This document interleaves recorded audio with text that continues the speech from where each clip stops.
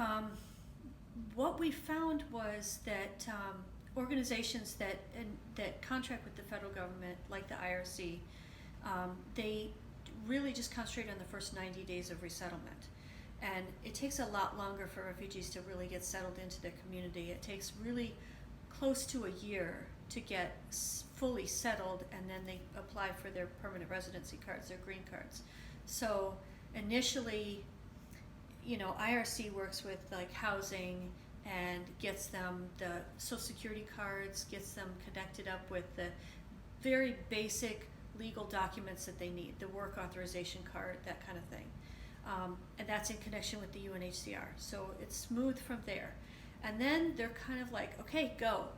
So this is where Refugee Assistance Partners comes in and says, okay, so let's make sure that housing is adequate, get them furniture, get the apartments set up, get them connected to the community.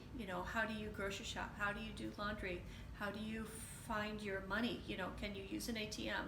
Do you speak English? If the English is not there, or it's just kind of like partial fluency, then ESL, and the kids are already enrolled in school. That's one thing the IRC does, but then to get them tutoring help, because if their English is not very good, then they end up floundering in school. So job interviewing skills, it's very, very difficult to find a job and actually maintain the job if especially people who have been coming from a camp situation, that they're not accustomed to working at all. So reading a clock, reading a calendar, it's just very basic, tangible life skills that we take for granted because we've lived in a situation where we've had public education kind of help us along with that, and a lot of refugees haven't had that opportunity.